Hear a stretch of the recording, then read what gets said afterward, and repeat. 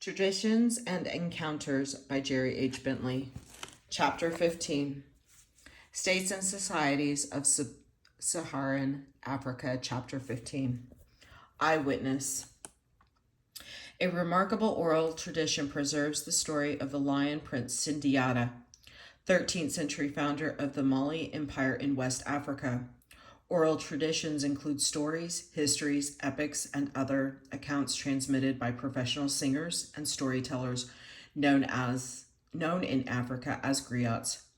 Until scholars began to collect and publish African oral traditions in the middle of the 20th century, the story of Sindiata was available only when a griot recited it.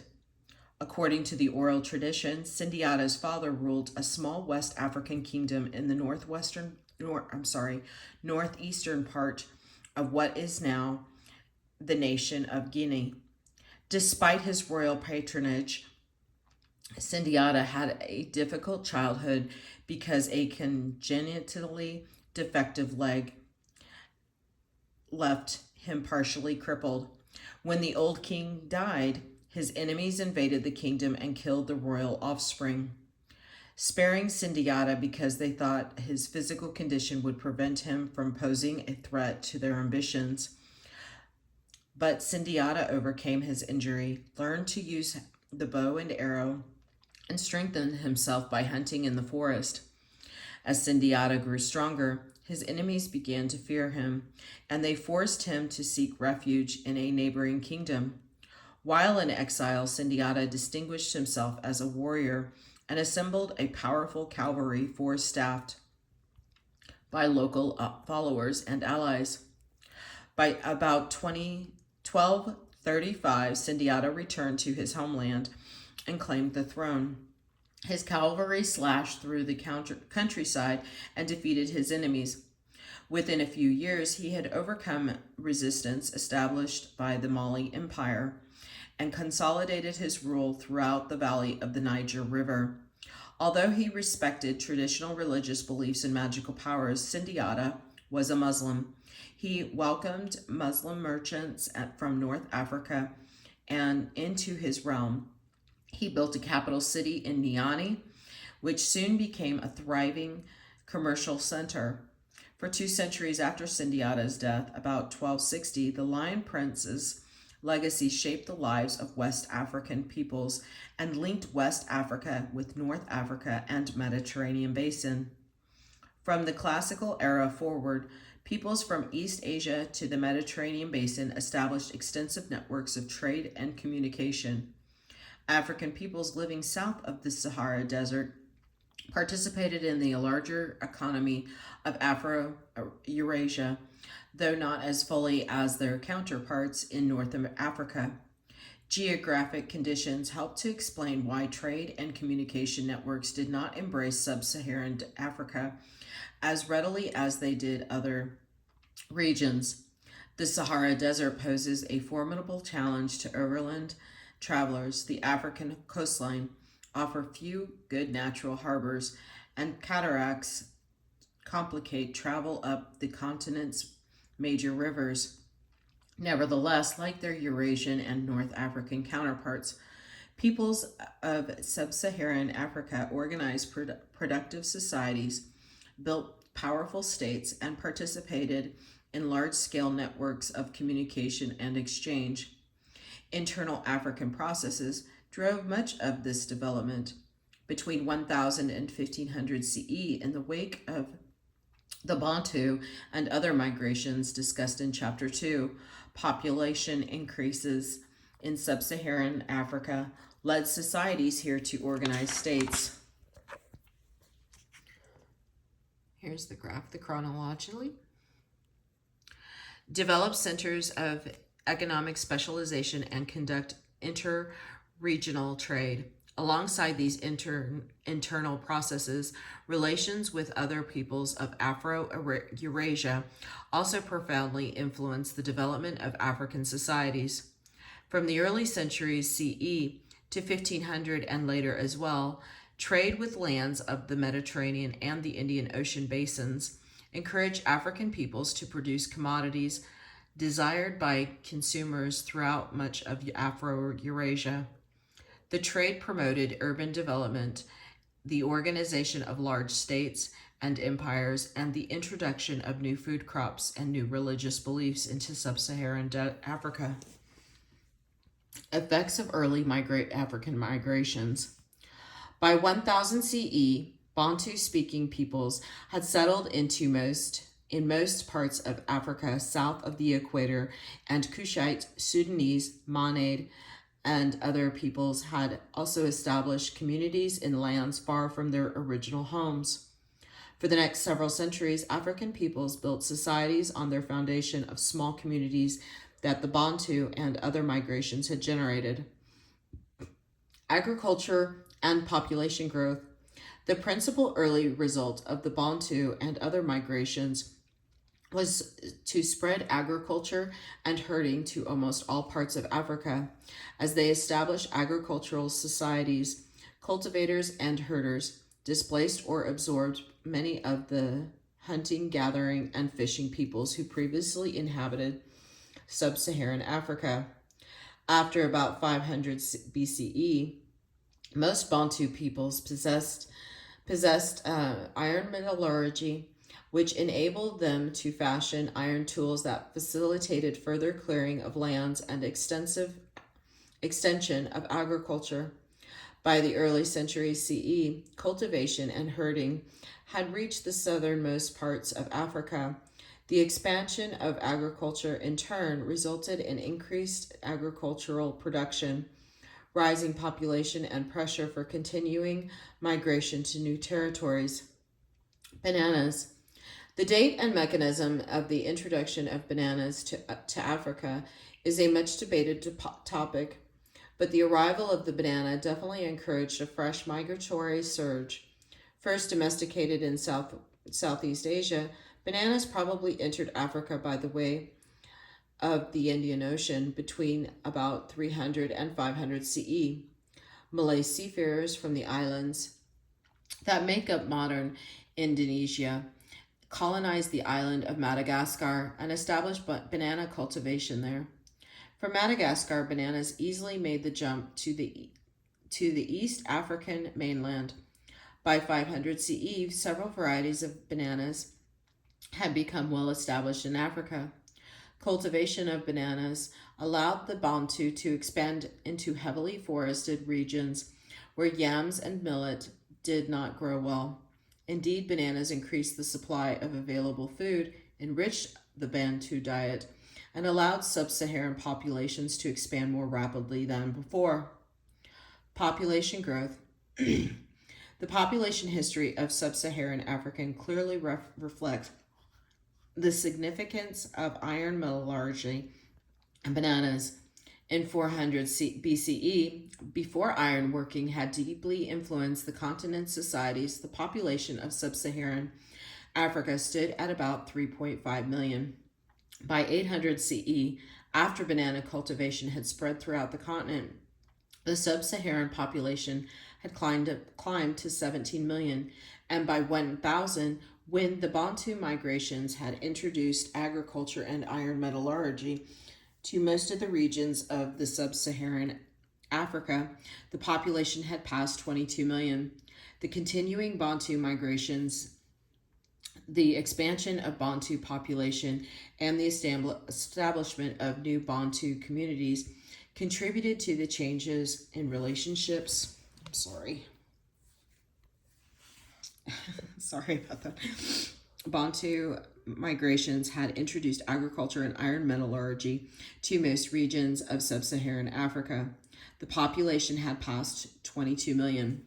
The continuing Bantu migrations, the expansion of Bantu population, and the establishment of new Bantu communities contributed to the changes in relationships between Bantu and foraging peoples, such as the forest dwellers of Central Africa, the people once referred to as pygmies. In the past, the Bantus had often relied on the foragers as guides as they expanded into unfamiliar forests environments. However, as Bantu population surged, many foragers were displaced by growing numbers of agricultural settlements. As a result, some forest peoples joined the cultivators and effectively integrated into the Bantu society, while others retreated deeper into the forest to sustain their small-scale societies. Political organization. By 1000 CE, the Bantu had approached the limits of their expansion. Because agricultural peoples already occupied most of the continent, migrating into new territories and forming new settlements was much more difficult than before. Instead of migrating in search of new lands to cultivate, then Sub-Saharan African peoples developed increasingly complex forms of government that enabled them to organize their existing societies more efficiently. Kin-based societies. Most early Bantu societies did not depend on an elaborate hierarchy of officials or bureaucratic apparatus to administer their affairs. Instead, Bantu peoples governed themselves mostly through family and kinship groups. Usually, Bantu peoples settle in villages with populations averaging about 100 people. Male heads of families constituted a village ruling council which decided public affairs for the entire group. The most prominent of the family heads presided over the village as a chief and represented the settlement when it dealt with neighboring peoples. A group of villages constituted a district, which became the principal focus of loyalties. Usually there was no chief or larger government for the district.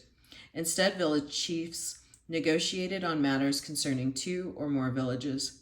Meanwhile, within individual villages, family and kinship groups disciplined their own members as necessary.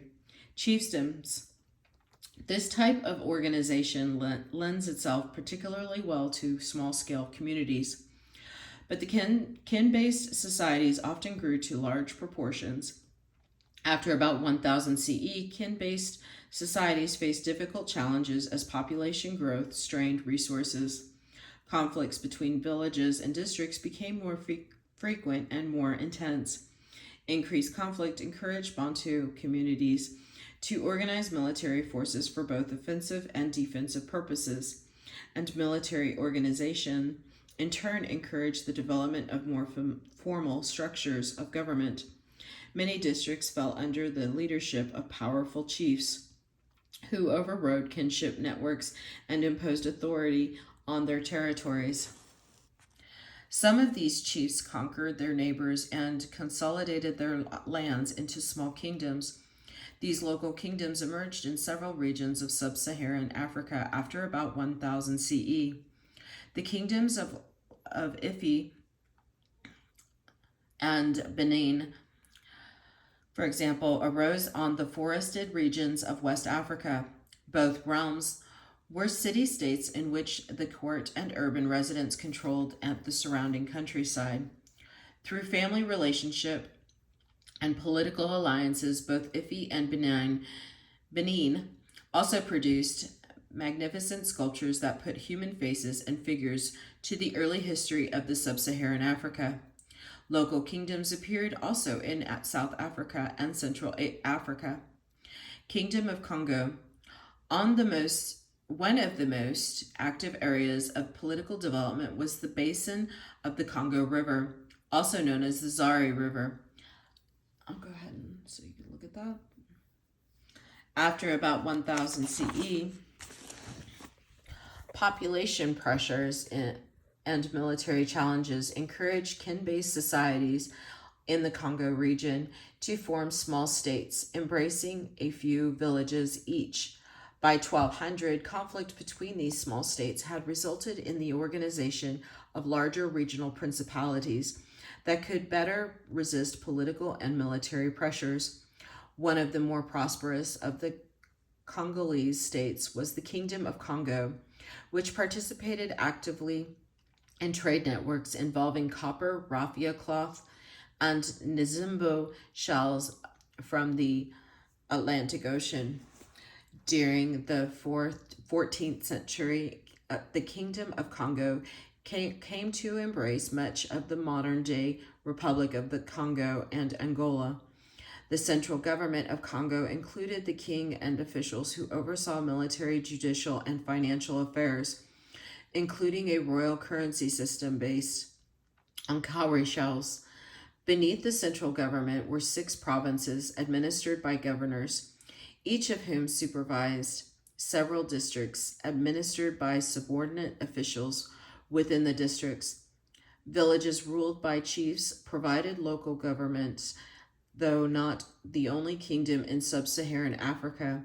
Congo was perhaps the most tightly centralized of the early Bantu kingdoms. The Kingdom of Congo provided effective organization from the 14th until the mid-17th century, when Portuguese slave traders undermined the authority of the kings and the central government. Kin-based societies did not disappear with the emergence of formal states. In fact, many survived well into the 19th century. Yet regional states and large kingdoms became increasingly prominent during the centuries after 1000 CE, as Bantu and other African peoples responded to population pressures and military challenges facing their societies. African society and cultural development. By the 11th century CE, Africa was a land of enormous diversity. The peoples of sub-Saharan Africa spoke some 800 languages, and the continent supported a wide variety of societies and economies, mobile bands of hunting and gathering peoples, fishing peoples who lived alongside the continent's lakes and coasts, nomadic herders, subsistence farmers who migrated periodically to fresh lands, settled cultivators, and city-based societies that drew their livelihoods from mining, manufacturing, and trade. Although that diversity makes it difficult to speak African society and cultural development in general terms, certain special social forms of cultural patterns appeared widely throughout sub-Saharan Africa. Social classes. In kingdoms, empires, and city-states such as Congo, Mali, and Kilwa, respectively, African peoples developed complex societies with clearly defined classes. Ruling elites, military nobles, administrative officials, religious authorities, merchants, artisans, peasants, and slaves. These societies more or less resembled those found in other settled agricultural lands of Eurasia organized by powerful states. In the small states and kin-based societies of sub-Saharan Africa, however, social structures were different. Small states often generated an aristocratic or ruling elite, and they always recognized a class of religious authorities. Yet, in general, kinship, sex, and gender expectations and age groupings were the principal considerations that determined social position in such societies. Kinship groups. Extended families and clans served as the main foundation of social and economic organization in small-scale agricultural societies. The institution of privately owned property found in most societies in North Africa and Eurasia did not exist in sub-Saharan Africa. Instead, communities claimed rights to land and used it in common. The villages of sub-Saharan Africa were where most of the population lived, generally consisted of several extended family groups. Male heads of families jointly governed the village and organized the work of their own groups. They allocated portions of the communal lands for their relatives to cultivate and were responsible for distributing harvests equitably among all members of their groups. Sex and gender relations. Sex and gender relations also influence the roles and occupations of individuals in societies. Workers with special skills were mostly men. Leather tanning, for example, was the work of men who carefully guarded knowledge of their techniques and passed them down to their heirs. Ironworking, which was highly prestigious, was also the work of men. Blacksmiths often served as community leaders, and like leather tanners, they passed knowledge of their craft down to their heirs. Men usually undertook the heavy labor of clearing land and preparing it for cultivation. Although both men and women participated in the planting and harvesting of crops, women's roles included tending to domestic chores and taking primary responsibility for child rearing. Women's roles. As in other societies, men largely monopolized public authority. Yet women in sub-Saharan Africa generally had more opportunities open to them than did their counterparts in other lands. Women enjoyed high honor as the sources of life. On at least a few occasions, women made their ways to positions of power, and aristocratic women often influenced public affairs. Women merchants commonly traded at markets, and they participated actively in both local and long-distance trade in Africa. Sometimes women even engaged in combat and organized all-female military units. The arrival of Islam did not change the status of women in sub-Saharan Africa as dramatically as it did in Arabia and Southeast Asia of the Sahara. Early converts to Islam came mostly from the ranks of the ruling elites and merchant classes, because it did not become a popular faith for several centuries. After its introduction, Islam did not deeply influence the customs of most Africans. Even at royal courts where Islam attracted eager converts, Muslims of sub-Saharan Africa simply did not honor the same social codes as their counterparts elsewhere. For the most part, Muslim women in sub-Saharan Africa socialized freely with men outside their immediate families, and they continued to appear and work openly in society. Thus, Islam did relatively little to curtail the opportunities available to women or to compromise their status in sub-Saharan Africa. Age grades. Apart from kinship and expectations based on sex and gender roles, African society also made a place for age groups that included all individuals within given community born within a few years of one another. Members of age grades performed tasks appropriate for their levels of development, and they often bonded with one another to form tight circles of friends and political allies. Members of an age grade might provide labor or for community projects, for example, or take joint responsibility for looking after village elders. They aided members who experienced adversities and helped one another at crucial junctures, such as marriage and the building of a new household. Thus, age grades had the effect of establishing social ties that crossed the lines of family and kinship. Slavery.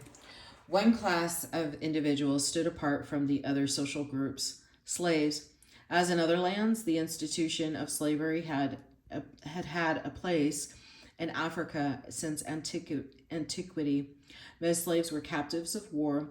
Others came from the ranks of debtors, suspected witches, and criminals.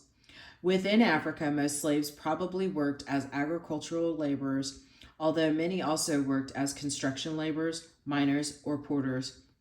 Slaves were an important form of personal wealth in sub-Saharan Africa. In the absence of private property, sub-Saharans could not become wealthy through the accumulation of landholders.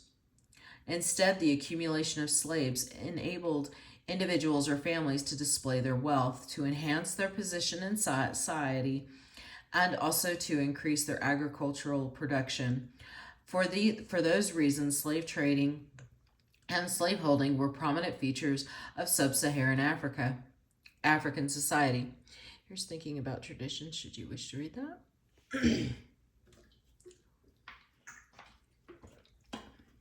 Slave trading.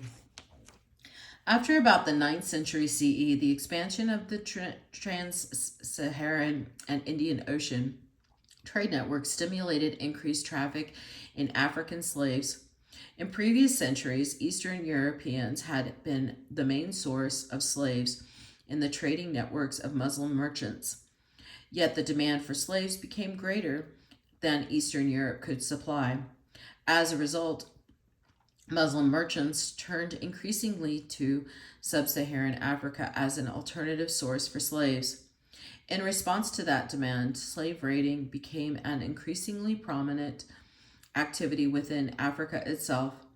Rulers of large-scale states and empires began to make war on smaller, weaker states and kin-based societies in search of captives.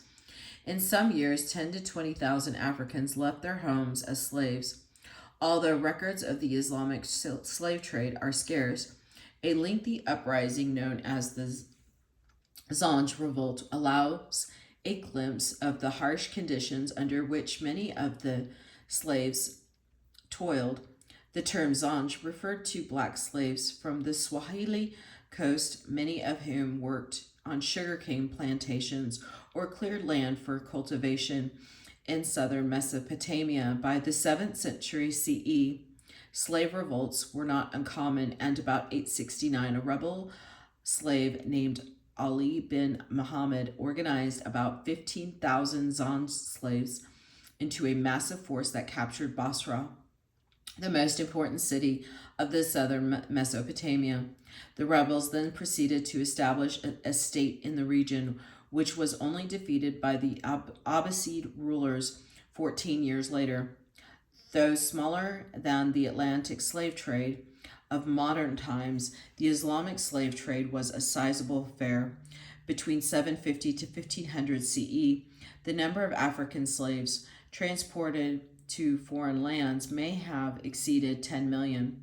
The high demand led to the creation of networks within Africa that supplied slaves and served as a foundation for the Atlantic slave trade in later centuries. African religion. Peoples of sub-Saharan Africa developed a wide range of languages, societies, and cultural traditions. Religious beliefs and practices in particular took many forms. The continent's peoples referred to their deities by different names, told different stories about them, and honored them with different rituals. Yet certain features were common to many religions of sub-Saharan Africa. In combination of these features offer considerable insight into the cultural and religious climate of sub-Saharan Africa in pre-modern times. Creator God. Many African peoples held a monotheistic beliefs from the early days of the Sudanic agriculture. Although those beliefs were not static over time, many peoples recognized a single divine force as the agent responsible for setting the world in motion and providing it with order. Some peoples believed that this God also sustained the world, intervening indirectly through spirits to influence the course of human affairs. Some considered this deity to be all-powerful, others regarded it as all-knowing, and many considered it both omnipotent and omniscient. Sorry about that. Lesser gods and spirits. Apart from the superior creator God, Africans recognized many lesser gods and spirits, often associated with the elements and with the natural features. Unlike the creator God, these lesser deities participated actively in the workings of the world. They could confer or withhold benefits and bring favor or injury to humans. Similarly, most Africans believed that the souls of departed ancestors had the power to intervene in the lives of their descendants. The departed could bring good fortune to descendants who believed properly and honored their ancestors, and they could also bring misfortune as punishment for evil behavior and neglect of their ancestors. Memory. Much of the ritual of African religions focused on honoring deities, spirits, or ancestors' souls to win their favor or regain their goodwill. The rituals included prayer, animal sacrifices, and ceremonies marking important stages of life, such as birth, circumcision, marriage, and death. Diviners. Like other peoples of the world, Africans recognize classes of religious specialists, individuals who had the power to mediate between humanity and supernatural beings. Often referred to as diviners, they were intelligent people, usually men, though sometimes women, who understood clearly the networks of political, social, economic, and psychological relationships within their communities. When afflicted by illness, sterility, crop failure, or some other disaster, individuals or groups consulted diviners to learn the cause of their misfortune. Diviners they then consulted oracles, identified the causes of the troubles, and prescribed medicine rituals or sacrifices designed to eliminate the problem and bring about a return to normality. For the most part, African religion concerned itself not with the matters of theology, but rather with more practical business of explaining, predicting, and controlling the experiences of individuals and groups in the world. Thus, African religion strongly emphasized morality and proper behavior as essential to the maintenance of an orderly world. Failure to observe high moral standards would displease deities, spirits, and departed ancestors and ensure that misfortune befell the negligent parties. Because proper moral behavior was so important to their fortunes, family and kinship groups took responsibility for policing their members and disciplining those who fell short of expected standards. The arrival of Christianity. I'll go ahead and zoom in on this so you can see that.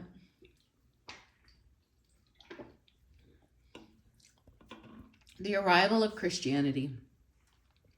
Early Christianity in North Africa, alongside religions that concentrated on the practical matter of maintaining an orderly world, Christianity reached Egypt and North Africa during the 1st century CE.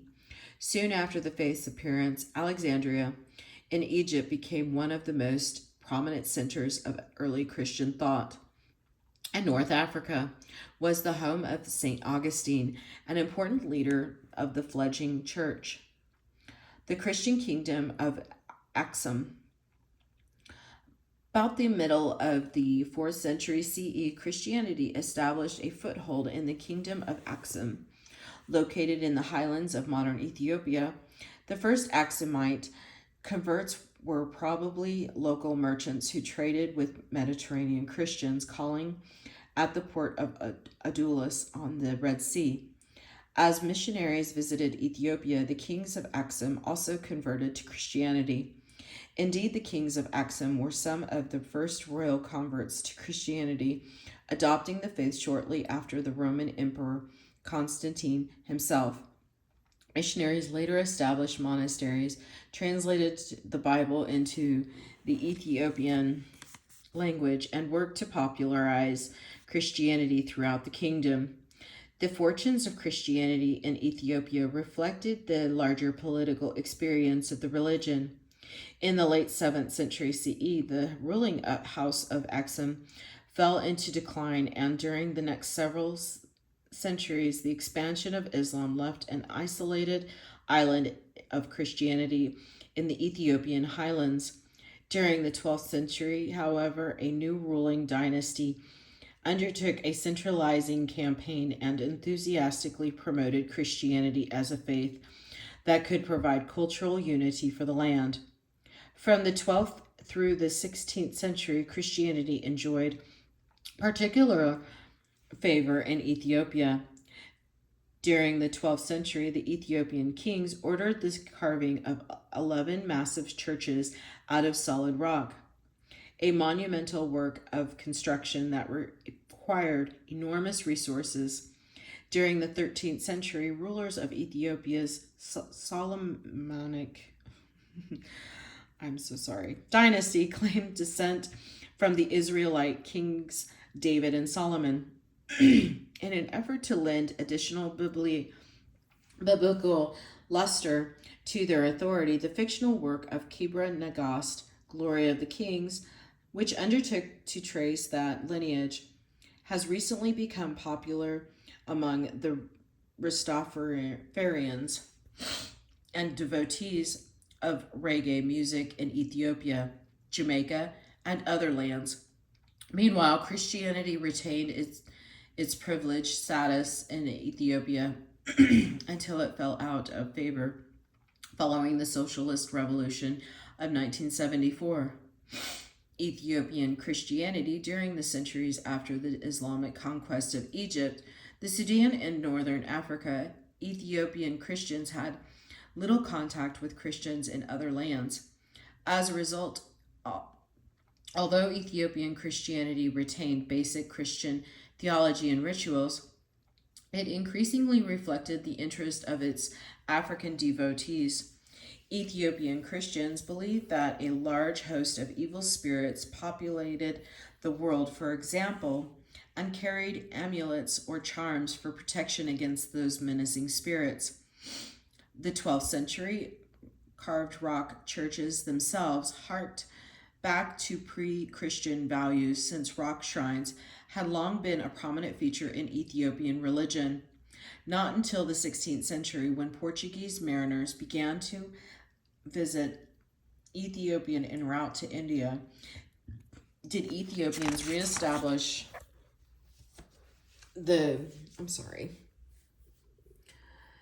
relations with Christians from the other lands. By the time the Portuguese had introduced the Roman Catholic faith to the Kingdom of Congo, Christianity began to win a place for itself elsewhere in Sub-Saharan Africa.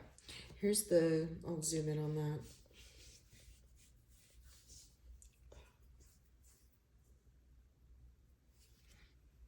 Sorry about that. Islamic kingdoms and empires. After the 18th century CE, Islam was also introduced to Africa.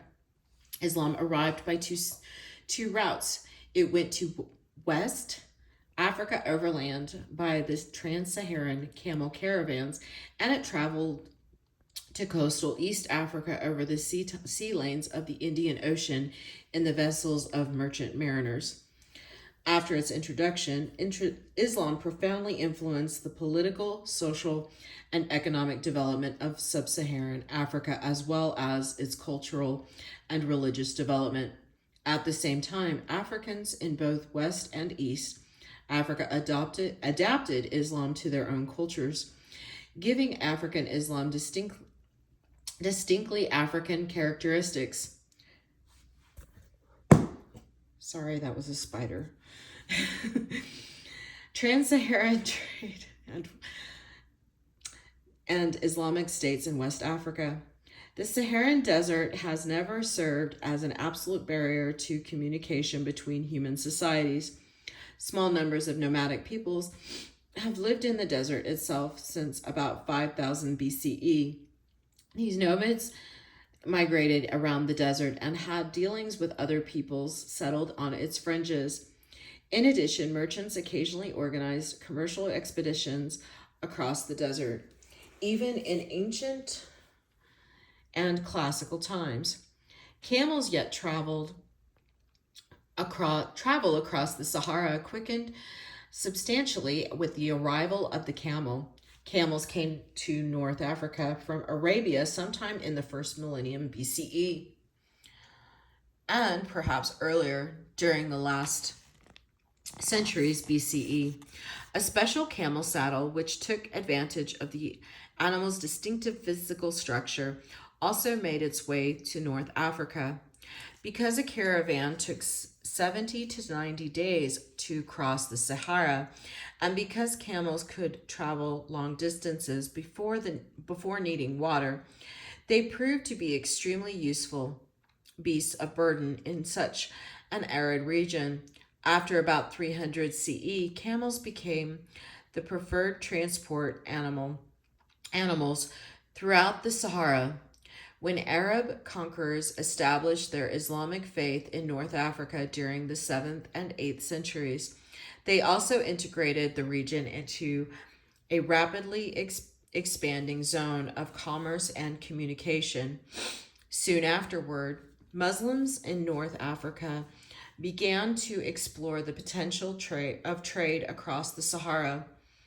By the late 8th century, Islamic merchants had trekked across the desert and established commercial relations with societies in Sub-Saharan West Africa. There, they found a series of long-established trading centers such as Gayo, a terminus of caravan routes across the Sahara that offered access to the Niger River Valley, which was a flourishing market for copper, ironware, cotton, textiles, salt, grains, and carnelian beads. The Kingdom of Ghana, the principal state of West Africa at the time of the Muslims' arrival, was the Kingdom of Ghana, not related to modern state of Ghana. Situated between the Senegal and Niger rivers, in a region straddling the border between the modern states of Mali and Mauritania. I'm so sorry. Ghana emerged as a kingdom at an uncertain but early date. According to legends preserved by Arab travelers, as many as 22 kingdoms ruled in Ghana before Muhammad and his companions embarked on the Hijra. Ghana probably developed as a state during the 4th or 5th century CE, when agricultural peoples sought to protect their societies from the raids of camel-riding nomads who increasingly came out of the Sahara. When Muslims arrived in West Africa, the Kingdom of Ghana was a regional state, much like the others that were emerging elsewhere in the sub-Saharan Africa. Gold trade. As trade and traffic across the desert increased, Ghana underwent a dramatic transformation. It became the most important commercial site in West Africa because it was the center for trade in gold, which was in high demand throughout the Eastern Hemisphere. Muslim merchants flocked to camel caravans traveling across the Sahara to Ghana in search of gold for consumers in the Mediterranean Basin and elsewhere in the Islamic world. Ghana itself did not produce gold, but the kings procured nuggets from lands to the south, probably from the region around the headwaters of Niger, Gambia, and the Senegal rivers, which enjoyed the world's largest supply of gold available at the time. By controlling and taxing trade in the precious metal, the kings both enriched and strengthened their realm. Apart from gold, merchants from Ghana provided ivory and slaves for traders from North Africa. In exchange, they received horses, cloth, small manufactured wares, and salt. Here's the map.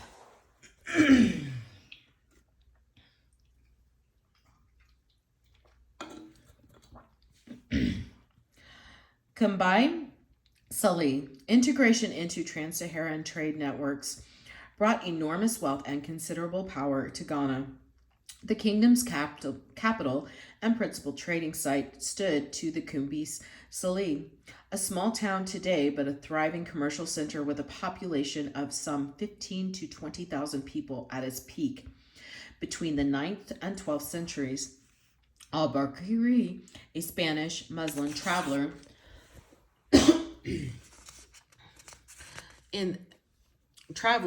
the mid-11th century, described Kumbi Sully as a flourishing site with buildings of stone and more than a dozen mosques. From taxes levied on trade passing through the Ghana, the kings financed a large army. Al-Bakri reported that they could field 200,000 warriors that protected the sources of gold, maintained order in the kingdom, kept allied and tributary states in line, and defended Ghana against nomadic incursions from the Sahara. Islam in the West Africa. By about the 10th century, the kings of Ghana had converted to Islam. Their conversion led to improved relations with Muslim merchants from North Africa, as well as Muslim nomads from the desert who transported trade goods across the Sahara. It also brought them recognition and support from the Muslim states in North Africa. The kings of Ghana made no attempt to impose Islam forcibly on their society, nor did they accept Islam exclusively, even for their own purposes. Instead, they continued to observe traditional religious customs. Al-Bakri mentioned, for example, that the native religious specialist practiced magic and kept idols in the woods surrounding the royal palace at Kumbai Salih.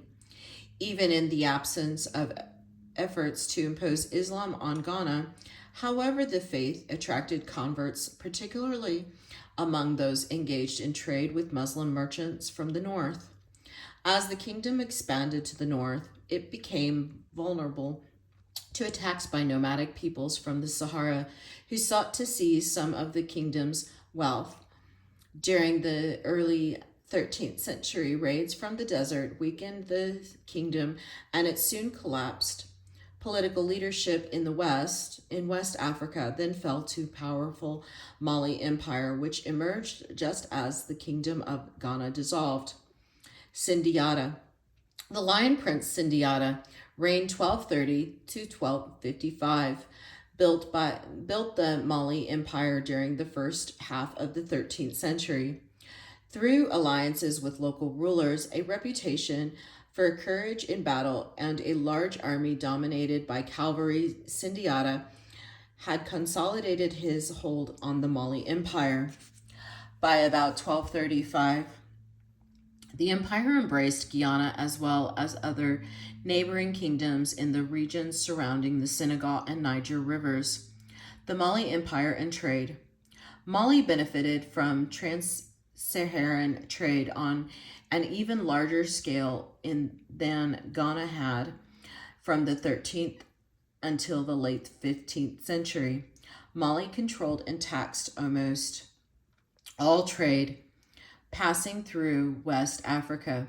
Enormous caravans with as many as 25,000 camels linked Mali to North Africa. The capital city of Niani attracted merchants seeking gold, and market cities on the caravan routes such as Timbuktu, Gao, and Jenny grew crowded and wealthy like the other kings of Ghana. The rulers of Mali honored Islam and provided protection, lodging, and comforts for Muslim merchants from the north, also like the Guianan kings. They did not force Islam on their realm. Rather, they encouraged its spread on a voluntary basis. Mansa Musa. The significance of trade and Islam for West Africa became clearest during the reign of Sindiata's grandnephew, Mansa Musa, who ruled Mali from 1312 to 1337 during the high point of the empire. Mansa Musa observed Islamic tradition by making his pilgrimage to Mecca in 1324 to 1325. His party formed a huge caravan that included thousands of soldiers, attendants, subjects, and slaves, as well as 100 camels carrying satchels of gold. In fact, during his 3-month visit to Cairo, along the way, Mansa Musa distributed so much gold that the metal's value declined by as much as 25% on local markets. Mansa Musa and Islam. Mansa Musa drew great inspiration from his pilgrimage to Mecca, and on returning to Mali, he took his religion even more seriously than before. He built mosques, and he sent promising students to study with distinguished Islamic scholars in North Africa. He established religious schools and brought in Arabian and North African teachers, including 4 descendants of Muhammad, to make Islam better known in Mali. Yet within a century of Mansa Musa's reign, Mali was in serious decline.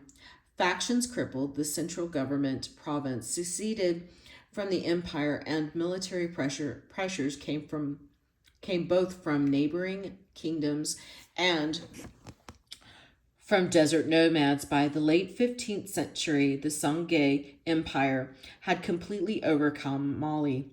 Yet Mansa Musa and other Mali's rulers had established a tradition of centralized government that the Songhai realm would continue, and they had ensured that Islam would have a prominent place in West African society over the long term.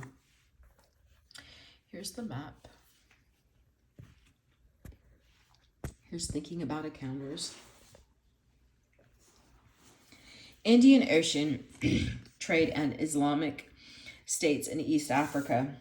While trans-Saharan caravan traffic linked West Africa to the larger trading world of the Eastern Hemisphere, merchant mariners sailing the sea lanes of the Indian Ocean performed a similar service for the Swahili societies in coastal East Africa. Swahili is an Arabic term meaning coasters, referring to those who engaged in trade along the East African coast. Swahili society developed as a result of Bantu migrations to East Africa in the early centuries CE.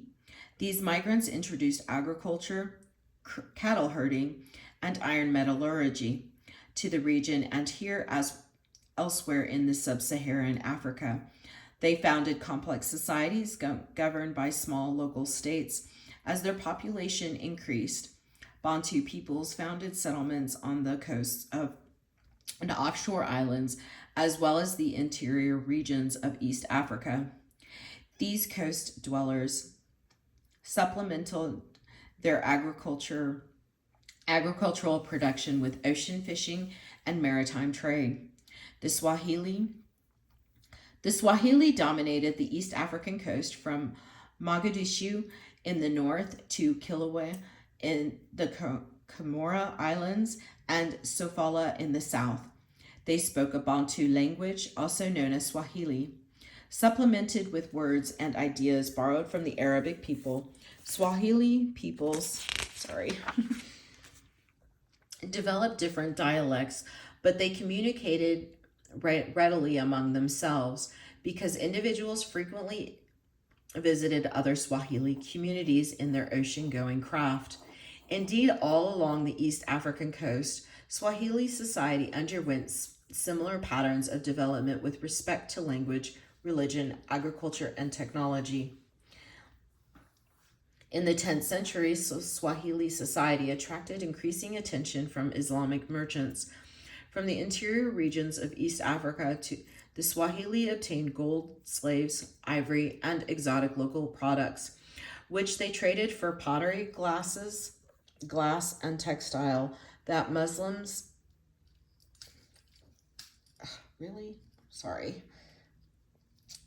merchants brought from the Persia, India, and China. The Swahili city-states by the 11th and 12th centuries, trade had brought important changes to coastal East Africa, just as it had done in West Africa. By controlling and taxing trade within their jurisdictions, local chiefs grew wealthy, strengthened their own authority, and increased the influence of their communities. Gradually, trade concentrated at several coastal and island port cities that enjoyed especially convenient locations: Mogadishu, Lamu, Malindi, Mombasa, Zanzibar, Kilauea, Mozambique, and Sofala. Each of these sites developed into a powerful city-state governed by a king who supervised trade and organized public life in the region. The cities themselves underwent an impressive transformation whereas most buildings were traditionally made of wood and dried mud.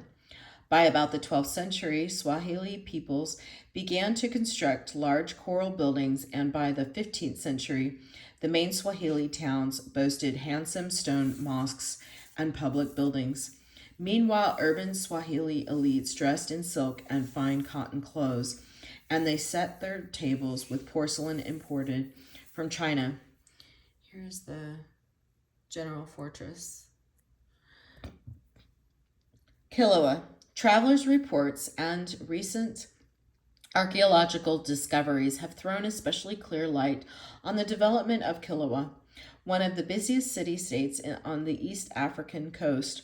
With a population of about 12,000, Kilwa was a thriving city with many stone buildings and mosques. Residents imported cotton and silk textiles, as well as perfumes and pearls from India. And archaeologists have unearthed a staggering amount of Chinese porcelain.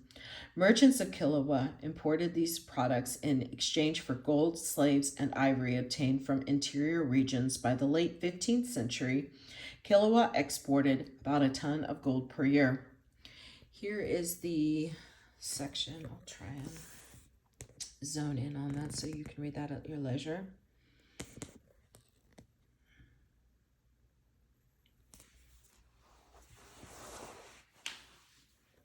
Zimbabwe. The influence of long-distance trade also had important effects on the interior regions of East Africa. Indeed, trade and the wealth that it brought underwrote the establishment of large and powerful kingdoms in East and Central Africa. The best known of these kingdoms was Zimbabwe. The term Zimbabwe simply refers to the dwelling of a chief. About the early 13th century, interior peoples built a magnificent stone complex known as Great Zimbabwe near Nyanda in the modern state of Zimbabwe, within stone walls 5 meters, 16 feet thick, and 10 meters, 32 feet tall. Great Zimbabwe was a city of stone, towers, palaces, and public buildings that served as the capital of large kingdom. At the time of its greatest extent in the late 15th century, up to 18,000 people may have lived in the vicinity of Great Zimbabwe, and the kingdom stretched from the outskirts of the Swahili city of Sofala deep into the interior of South Central Africa. Kings residing of Great Zimbabwe controlled and taxed the trade between the interior and coastal regions. They organized the flow of gold, ivory, slaves, and local products from sources of supply to the coast. Their control over these products enabled them to forge alliances with local leaders and to profit handsomely from the commercial transactions, just as the Trans-Saharan trade encouraged the building of states and empires in the West Africa. The Indian Ocean trade generated wealth that financed the organization of city-states on the coast and large kingdoms of the interior regions of East and Central Africa. Islam in East Africa. In East Africa, as in West Africa, trade brought cultural as well as political changes. Like their counterparts in West Africa, the ruling elites and the wealthy merchants of East Africa converted to the Islamic faith. They did not necessarily give up their religious and cultural traditions, but rather continued to observe them for providing cultural leadership in their societies. By adopting Islam, however, they laid a cultural foundation for close cooperation with the Muslim merchants. Moreover, Islam served as a fresh source of legitimacy for their rule, since they gained recognition from Islamic states in Southwest Asia, and their conversions opened the door to political alliances with Muslim rulers in other lands. Even though the conversion of elite classes did not bring about the immediate spread of Islam throughout their societies, it enabled Islam to establish a presence in East Africa under the sponsorship of influential patrons. The faith eventually attracted interest in larger circles and became one of the principal cultural and religious traditions of East Africa. Here's the summary. States and societies of Sub-Saharan Africa differed considerably from those in other parts of the Eastern Hemisphere. The foundations of most Sub-Saharan societies were the agricultural economy and ironworking skills that Bantu and other peoples spread throughout most of the African continent. As these peoples migrated to new regions and established new communities, they usually based their societies on kin groups rather than the state structure that predominated elsewhere in the Eastern Hemisphere. When different societies came into conflict with one another, however, they increasingly established formal political authorities to guide their affairs. African peoples organized states of various sizes, some very small and others quite large. When they entered into commercial relationships with Muslim peoples in Southwest Asia and North Africa, they also built formidable imperial states in West Africa and bustling city-states in coastal East Africa. These states had far-reaching implications for Sub-Saharan societies because they depended on a regular and reliable flow of trade goods, particularly gold, ivory, and slaves, and they encouraged African peoples to organize themselves politically and economically to satisfy the demands of foreign Muslim merchants. Trade also had cultural implications because it facilitated the introduction of Islam, which together with native African traditions profoundly influenced the development of Sub-Saharan societies after the 8th century. Ruling elites in both West Africa and coastal East Africa mostly accepted Islam and strengthened its position in their societies by building mosques, consulting Muslim advisors, and supporting Islamic schools.